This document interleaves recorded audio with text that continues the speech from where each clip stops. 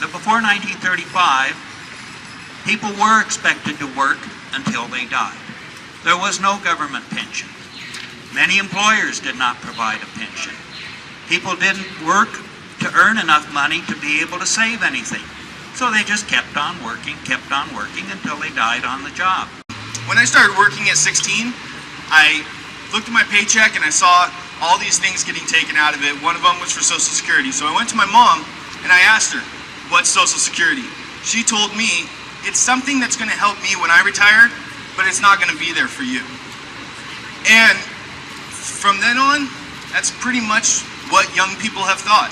We've always been told Social Security won't be there for us. And you know what? That's wrong. Because it is not an entitled benefit. It's something that workers pay for, they put money into, and they deserve the right to have when they retire. It's not something that we need to cut. It's not something that we need to make worse. It's not something we need to push the age out to make it harder for people to get. We pay every day that we work into a fund that is supposed to help us when we retire.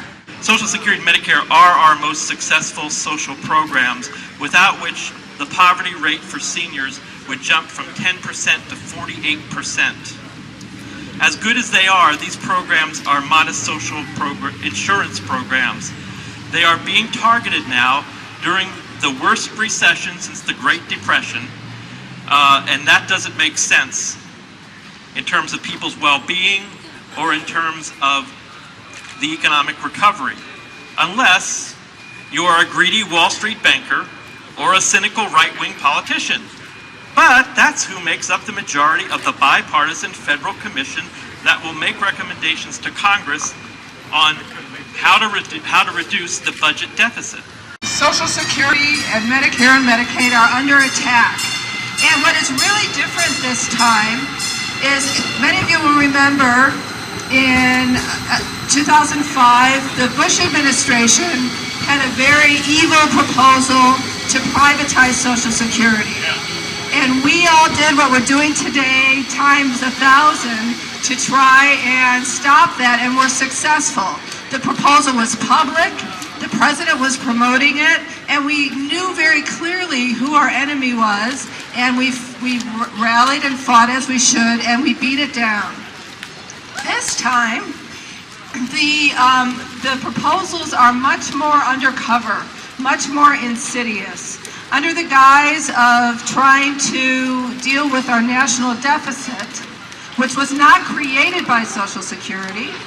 Social Security has not added one penny to the national debt. Social Security isn't stressed to youth. You know, all through high school, if anybody mentioned Social Security, it was pretty much assumed that it's not going to be there by the time we get of age.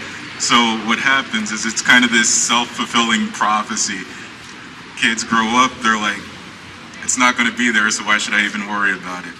So we're looking at these privatized IRAs and stuff that, as we know, just over the last couple of years have crashed. I mean, and even before that point, they weren't doing better than the government Social Security. But what we've got these kids that are trained into apathy from the start. And I think, speaking as somebody who grew up through that, and somebody who tries to connect with high school students now, when we hear that, we gotta just squash it right there, because the only way that it's still going to be there is if we go on fighting for it.